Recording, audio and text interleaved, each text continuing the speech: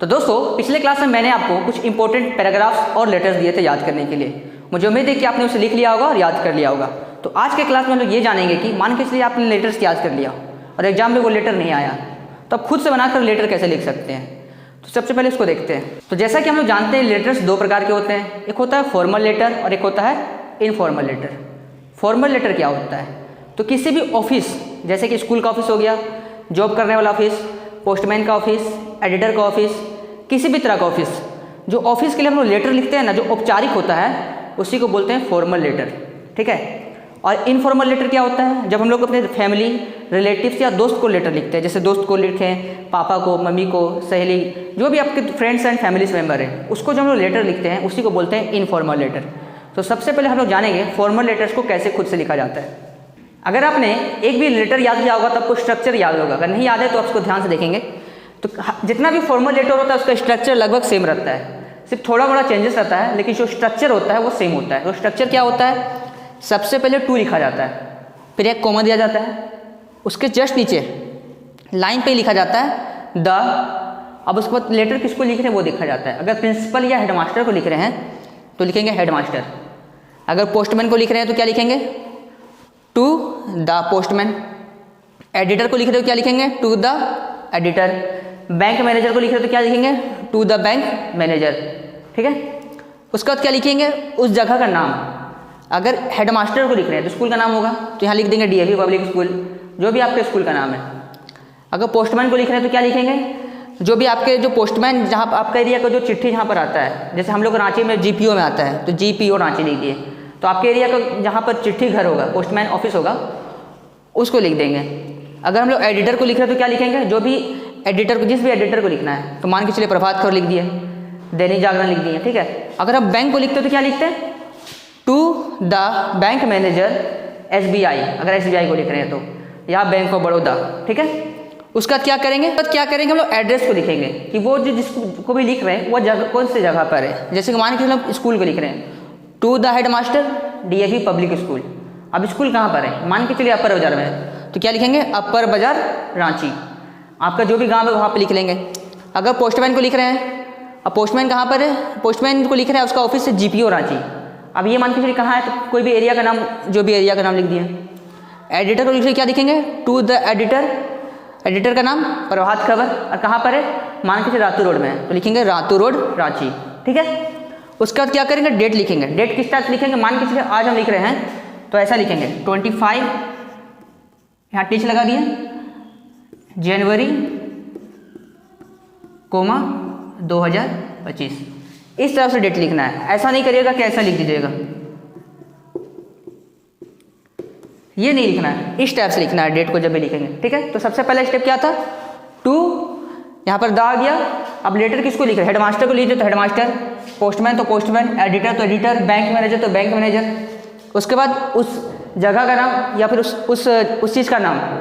अगर स्कूल लिख रहे हैं तो स्कूल का नाम, पोस्टमैन तो उसका ऑफिस का नाम, एडिटर तो कौन सा एडिटर, प्रभात खबर, दैनिक जागरण। अगर ब्रांच मैनेजर को लिख रहे हैं तो क्या लिखेंगे, बैंक का नाम।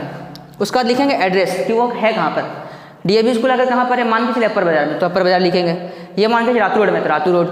इसका जो भी एड्रेस है उसको लिख देंगे। उसके बाद डेट लिखेंगे। डेट लिखने का तरीका ये रहा। तो उम्मीद है कि यहाँ से आता तक आपको समझ में आ गया होगा। उसके बाद क्या करेंगे, एक लाइन छोड़ देंगे, एक लाइन छोड़ दिए। उसके बाद लिखेंगे सब मतलब सब्जेक्ट। ये बहुत इंपॉर्टेंट है, इसको भूलिएगा नहीं। सब्जेक्ट लिखेंगे, ऐसा डॉट देके ऐसा तीर लेंगे।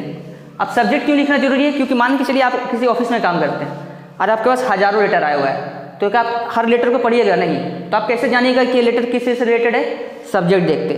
सब्जेक्ट देख के समझ में आ जाता है कि हाँ ये लेटर इस चीज़ से रिलेटेड है। अब मुझे पढ़ना है कि नहीं पढ़ना है, नहीं पढ़ना है तो साइड कर देंगे। तो इसलिए सब्जेक्ट लिखना बहुत इंपॉर्टेंट है, चाहे आप एग्जाम के लिए लिख रहे हो, चाहे फिर आप कभी भी रियल लाइफ में कभी लेटर लिखेंगे तो सब्जेक्ट को हमेशा याद रखेंगे।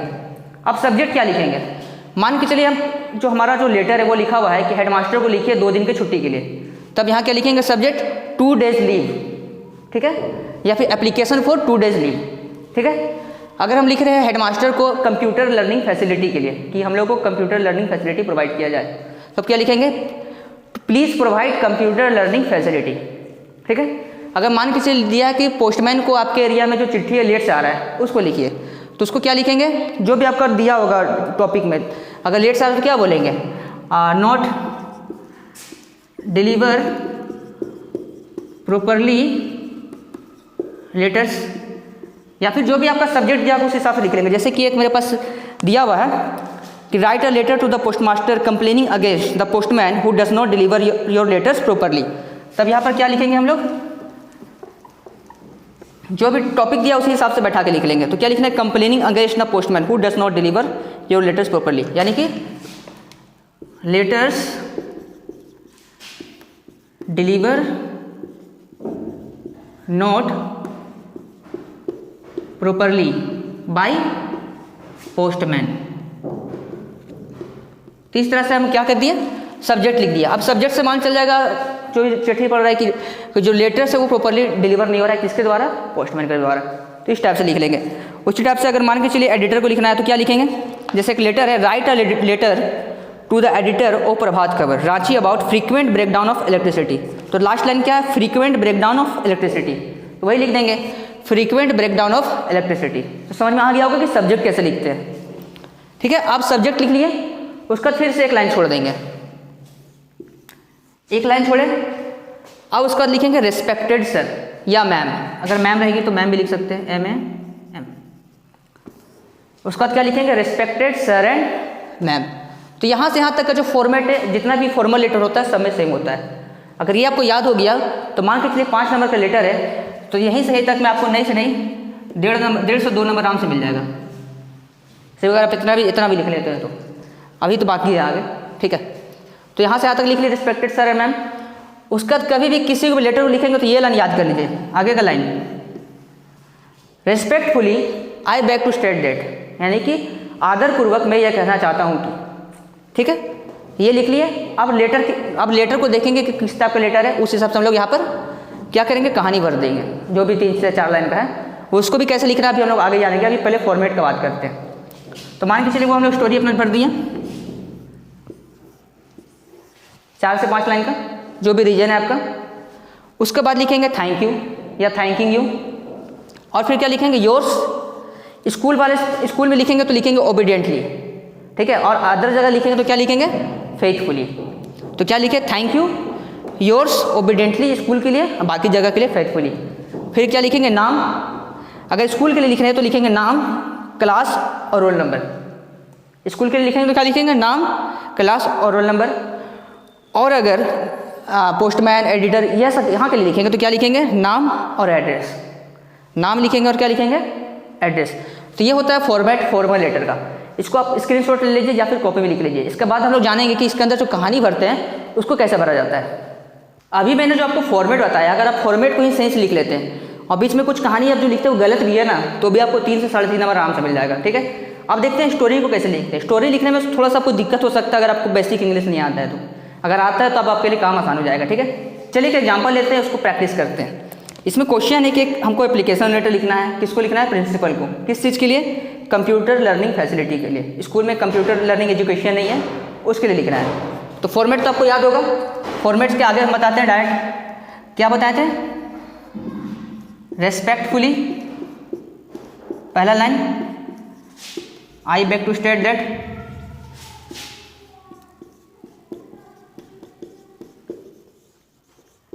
ये तो सब में लिखेंगे। अब क्या बोला हम लोग को, किस चीज़ के लिए, कंप्यूटर लर्निंग फैसिलिटी के लिए। तो अब हम लोग अपना समस्या लिखना स्टार्ट करेंगे। Respectfully I back to state that in our school we don't have computer lab. ठीक है, छोटा छोटा लिख रहे हैं, in our school we don't have computer lab. इसका मतलब हम लोगों के स्कूल में कंप्यूटर लैब नहीं है। एंड वी नो दैट, जैसा कि हम लोग जानते हैं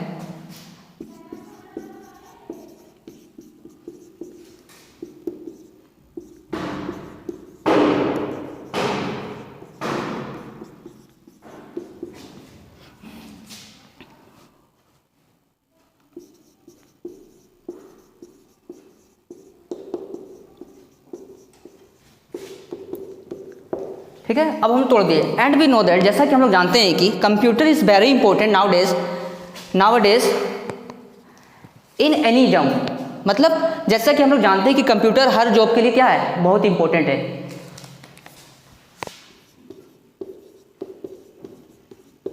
सो प्लीज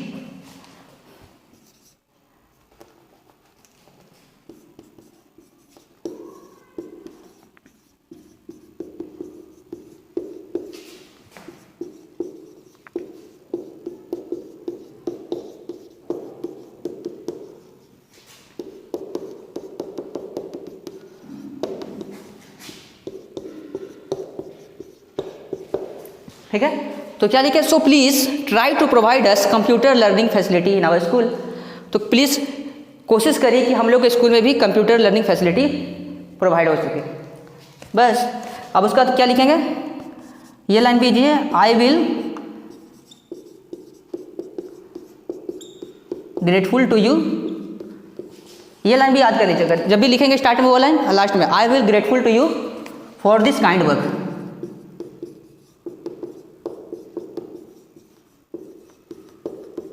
बस पहला लाइन क्या था, respectfully I beg to state that, और लास्ट लाइन हमेशा याद रखेंगे, I will grateful to you for this kind work. किसी न किसी काम के लिए लिखे हैं तो I will grateful to you for this kind work, मैं आपके इस काइंड वर्क के लिए हमेशा क्या रहूँगा, ग्रेटफुल रहूँगा। तो ये लाइन हो गया, बीच में थोड़ा थोड़ा बना के लिख दिए।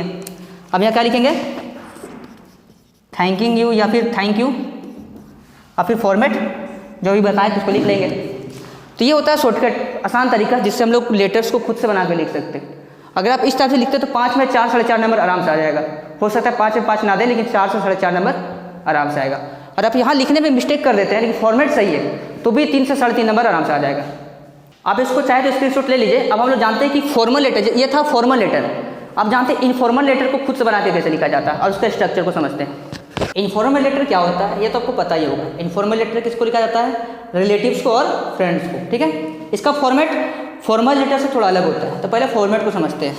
सबसे पहले लिखा जाता है एड्रेस, किसको लेटर लिख रहे हैं, जिसको लेटर लिख रहे हैं उसका एड्रेस, वो जहाँ भी रहता है, दुमका में रहता है, गढ़वा में रहता है, जहाँ भी रहता है उसका एड्रेस लिख दिए। तारीख लिख दिए, किस तारीख को लिख रहे हैं, और फिर लिखेंगे डियर। लेकिन बड़े को लिख रहे हैं तो लिखेंगे माय डियर। अच्छा, माय डियर आप सबके लिए लिख सकते हो, कोई दिक्कत नहीं। माय डियर राहुल, फादर, दीदी, भैया, जो भी है यहाँ पर लिख लेंगे। फिर यहाँ पर वो इसी टाइप से कहानी भरेंगे हम लोग, और यहाँ लिखेंगे विथ बेस्ट रिगार्ड्स, ये सब में रहेगा विथ बेस्ट रिगार्ड्स। और अगर आप फैमिली मेम्बर को लिख रहे हैं तब ये लिखेंगे योर अफेक्शनेट। अगर आप उनके बेटा है तो सन लिखेंगे, डॉटर लिखेंगे, जो भी रिलेशन है आपका वो लिख देंगे। और फ्रेंड्स को लिख रहे हैं तो यो लिख सकते हैं योर्स सिंसियरली, और फिर नीचे लिखेंगे अपना नाम। ठीक है, फिर से एक बार रिविजन कराते हैं। एड्रेस, तारीख, माय डियर, जिसको भी लिखना है, फादर, ब्रदर, अंकल, सिस्टर, वो लिखेंगे। फिर कहानी भरेंगे, कहानी लिखने सिखाएंगे अभी।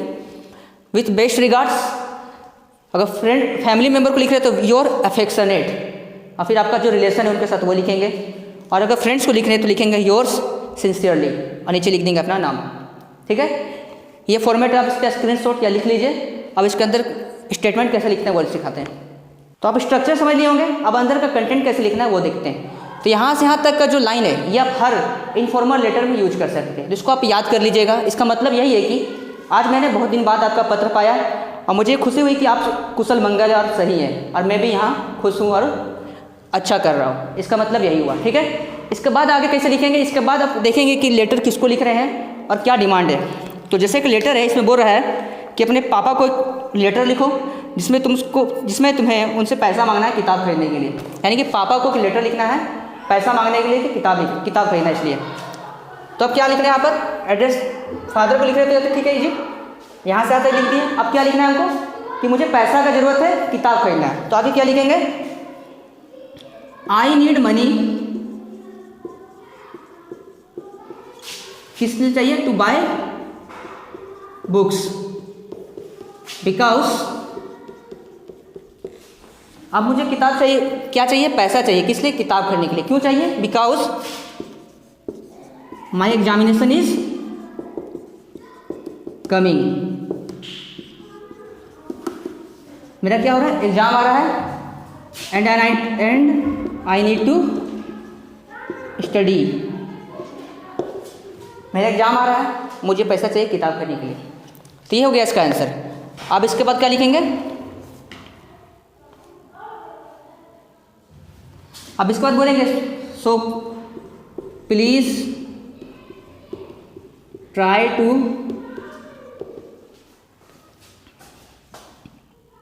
Give money on time. ठीक है, please try to give money on time.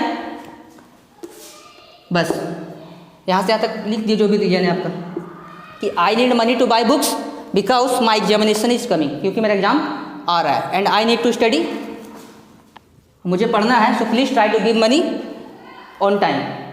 ठीक है, यहाँ पर ग्रेटफुल नहीं लिखेंगे। क्यों नहीं लिखेंगे? क्योंकि यह है इनफॉर्मल लेटर। तो बस यहाँ से यहाँ तक ये स्टेटमेंट जोड़ दिए और ये तो याद था, बस सारा फॉर्मेट। अगर यहीं पर बोल देता कि अपने दोस्त को कॉन्ग्रेचुलेट करो उनके सक्सेस पर, तो क्या लिखते? उसका भी एक बार लिख के दिखा दे रहे। सक्सेस में सेम पैटर्न यहाँ से यहाँ तक लिख देंगे। उसके बाद क्या लिखेंगे? I am very happy for your grand success.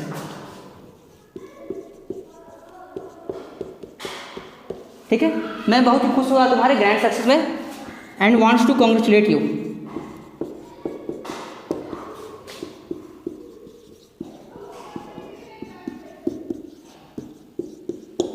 तो ये लिख दिए। अब उसके बाद क्या लिखेंगे? Keep it up this work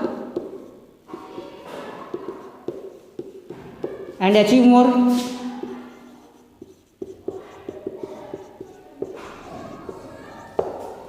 ठीक है, यहां से आते लिख दिया I am very proud of you. बस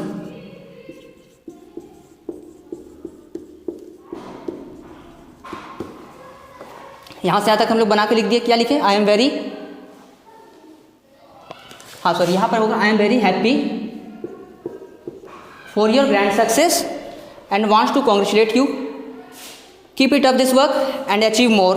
आई am very proud of you. Same pattern यहाँ से यहाँ तक लिखे थे, इसको बना के लिखे। फिर यहाँ पर with best regards your sincerely, अपना नाम। स्क्रीनशॉट ले लीजिए या फिर कॉपी में लिख लीजिए। सेम वैसा ही है। अगर आप फॉर्मेट को सही रखेंगे तो आपको 2 से 3 नंबर आराम से मिल जाएगा, और बीच में कंटेंट अगर सही हो गया तो 4 से 4.5 नंबर 5 नंबर तक आराम से मिल जाएगा। तो मुझे उम्मीद है कि आपको ये समझ में आ गया होगा कि लेटर्स को खुद से बनाकर कैसे लिखा जाता है, और आप उसको एग्जाम में सही से लिखेंगे। आप याद भी कर लेंगे लेटर्स को, और एग्जाम में अगर नहीं आता है तो खुद से बना के लिख लेंगे, और 5 में से कम 4 नंबर आराम से लिख आएंगे। अगर आपको पूरी तरह से क्लियर हो गया है तो मुझे पता कैसे चलेगा? तो उसके लिए आप क्या करिए, कमेंट में यस सर टाइप करिए, जिससे मुझे पता चल जाएगा कि आपने वीडियो को लास्ट तक देखा है और आपको समझ में आ गया है। और वीडियो को अपने दोस्तों के साथ शेयर जरूर करें ताकि वो भी सीख सके कि लेटर्स को खुद से कैसे लिखा जा सकता है। तब तक के लिए थैंक्स फॉर वॉचिंग वीडियो।